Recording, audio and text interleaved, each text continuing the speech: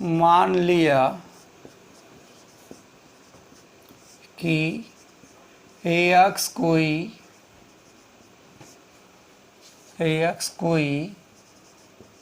धनात्मक पूर्णांक है। समझ में बात आ गई? मान लिया कि AX कोई धनात्मक पूर्णांक है, तो ये इसमें क्या करना है, धनात्मक पूर्णांक का वर्ग m के लिए 3m या 3m+1 के रूप का होता है। ठीक है ना? तो देखिए आपके बुक में इसका हैंड संकेत भी दिया हुआ है। तब यह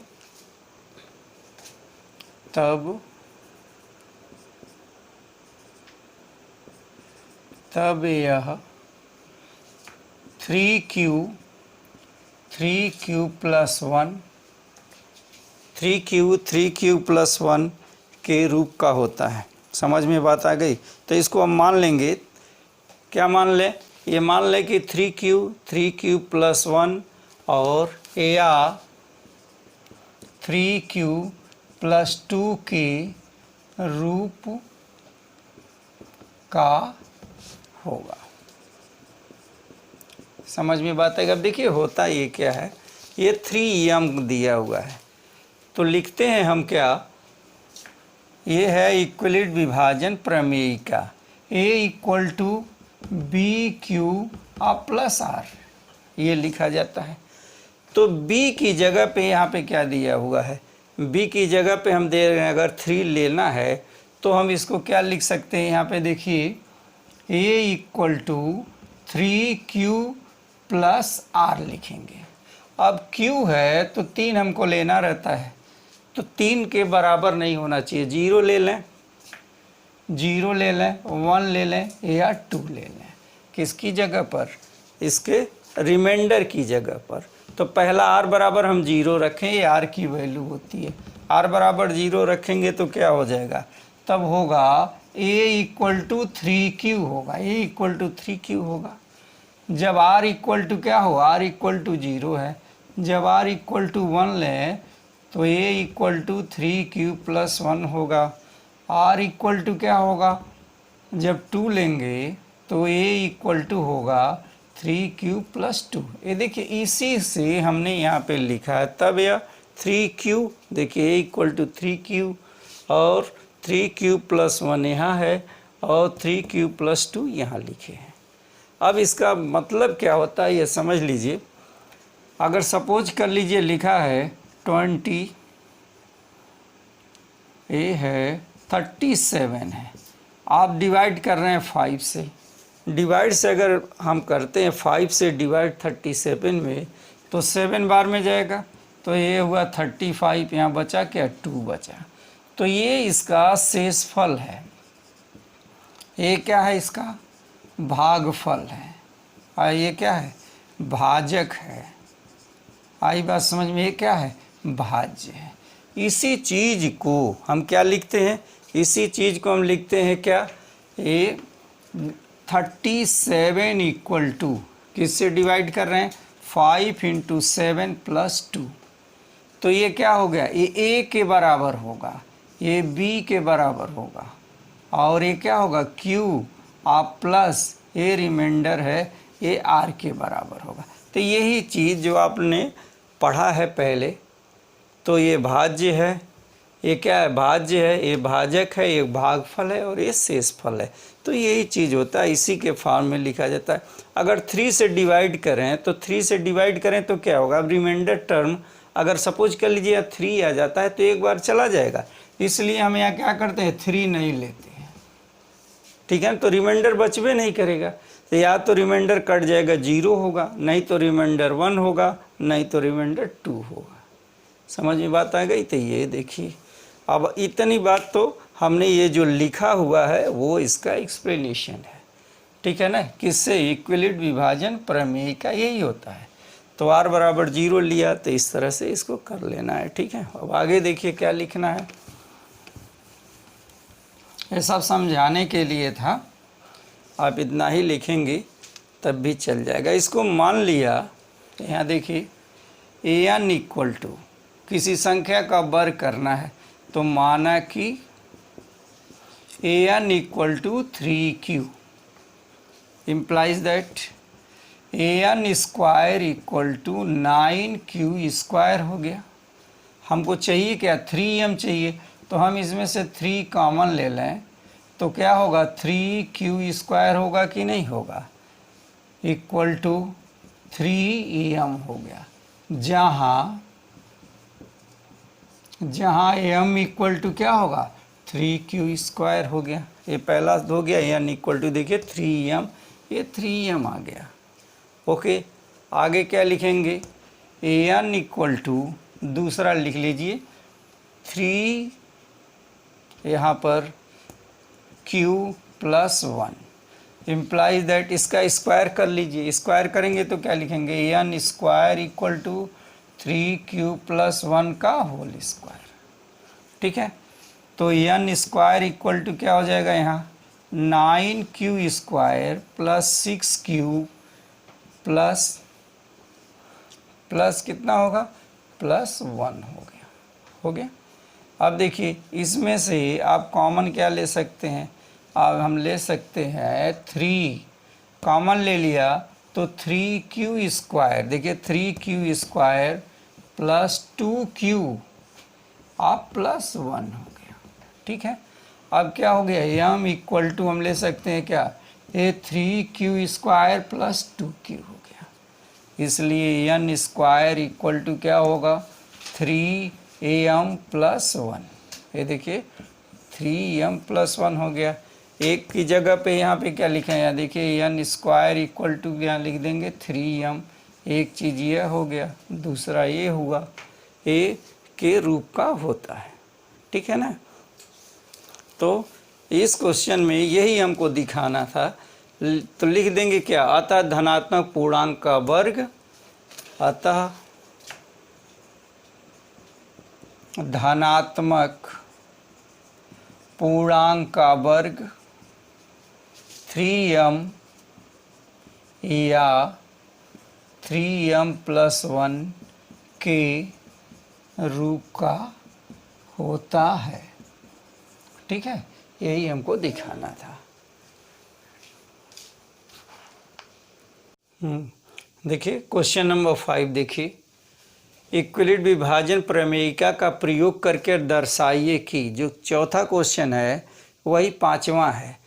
तो यहाँ लिखा है कि दर्शाइए कि धनात्मक पूर्णांक का घन, यहाँ पे क्या था, उसमें वर्ग था और यहाँ पे क्या है, घन है। तो 9m और 9m प्लस 1 या 9m प्लस 8am के रूप में होता है। तो हम क्या करें, मान लिया कि x कोई धनात्मक पूर्णांक है, पहला काम ये करेंगे। ठीक है ना, तो पहला लिखते हैं, माना कि x कोई क्या है, धनात्मक पूर्णांक है, धनात्मक पूर्णांक है। आई बात समझ में, मान लिया कि x कोई धनात्मक पूर्णांक है, तो यह 3p प्लस 1 या 3p प्लस 2 के रूप का होगा। समझ में बात है, यही हमको सिद्ध करना है। अब आप समझ लें कि क्या होता है इसमें। तो पहला काम क्या करेंगे, मान लिया कि x कोई धनात्मक पूर्णांक है, तो इक्विलिब्रियम विभाजन प्रमेयिका क्या होता है, a equal to b q plus r होता है, ये चीज़ होता है। पहला हम जब r बराबर 0 ले लेंगे तो रिमाइंडर टर्म खत्म हो जाएगा, तो ये क्या होगा, 3r होगा। अरे 3p मान लिया, 3p पहले में q माना था, q की जगह पे हमने अब p मान लिया। दूसरे में हो सकता है रिमाइंडर 1 बचे तो 3p प्लस 1 होगा। हो सकता है दूसरे में क्या होगा, 3p प्लस 2 होगा। यहाँ 3 नहीं हो सकता, क्यों, 3 होगा तो एक बार में भाग देने पे चला जाएगा। ठीक है, अब क्या लिखेंगे, अतः an इक्वल टू 3p, तो an क्यूब इक्वल टू क्या होगा, 3p का क्यूब हो गया। 3p का क्यूब मतलब होगा 27p क्यूब हो गया। ठीक है ना। अब इसमें से अगर हम 9 कॉमन ले लें तो लिखेंगे 3p क्यूब। ठीक है ना। इसलिए यहाँ पे हम क्या मान सकते हैं, 3p cube equal to m, तो ये हुआ 9m। पहला हो गया, समझ में बात आ गई। दूसरा क्या लिखा हुआ है, दूसरा यहाँ देखिए 3p + 1 होगा, तो n cube equal to 3p + 1 का क्यूब। चलिए इसका क्यूब करें। ये देखिए n क्यूब यहाँ लिख लेंगे इसको आप। अब यह होगा 3p का होल क्यूब + 1 का क्यूब। क्या लिखते हैं, a + b का whole cube equal to a cube + b cube + 3ab। Bracket में होता है a + b, ये चीज़ होता है। ठीक है ना। तो देखिए a cube + b cube + 3 × 3p × 1, 3p × 1, उसके बाद से होगा 3p + 1 हो गया। ठीक है। अब इसको ब्रैकेट को ओपन कर दीजिए यहाँ पे जो दिया है, तो ये हुआ 27p क्यूब, ये हो गया +1 प्लस, ये देखिए 3 त्रिके 9, 9 त्रिके 27, 27p स्क्वायर हो गया, p × p हो गया, प्लस दूसरा क्या होगा, ये देखिए 9 हो गया, यहाँ हो गया 9p हो गया। ठीक है। अब हम लिख देंगे 27p cube + 27p square + 9p, अब +1 हो गया। ठीक है। अब इतने में से आप देखिए इसमें कॉमन क्या है, इसमें कॉमन क्या है, इसमें से आप 9 कॉमन ले लें। 9 कॉमन ले लेंगे तो क्या बचेगा यहाँ, तो 3p क्यूब + 3p स्क्वायर आप +p + 1।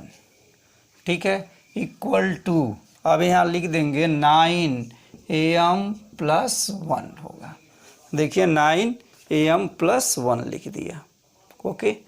अब कौन सा हो गया, ये आप पहला कर लिए, ये दूसरा हो गया। अब एक और बचा हुआ है, कौन सा बचा हुआ है, यहाँ 3p + 2 बचा हुआ है, तो इसका भी हम क्यूब कर देंगे, इसी तरह से उसका भी वैल्यू आ जाएगा। ठीक है ना। तो आगे देखिए, एक और लिखना है, चलिए इसी को मिटा दे रहे हैं।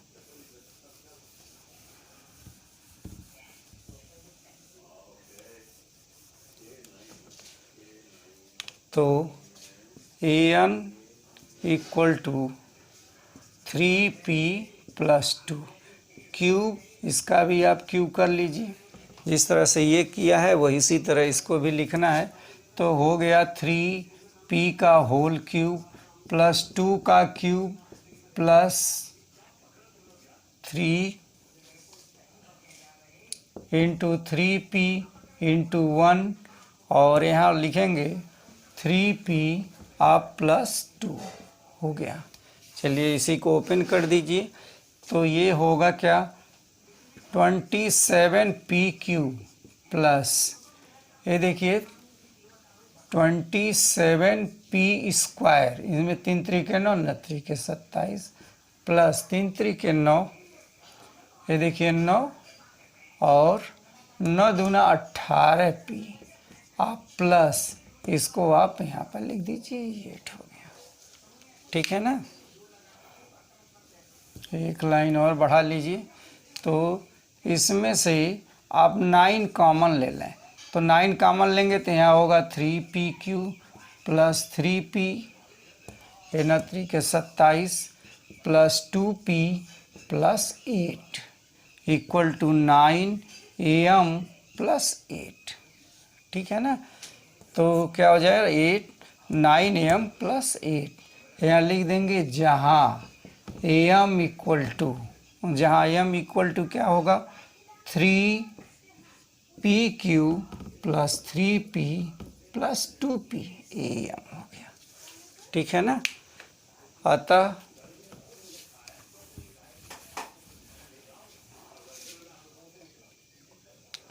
ये हो गया और 3 या पी स्क्वायर होगा और 3p स्क्वायर, स्क्वायर छूट गया 3p स्क्वायर होगा। लिखेंगे अतः किसी धनात्मक पूर्णांक का घन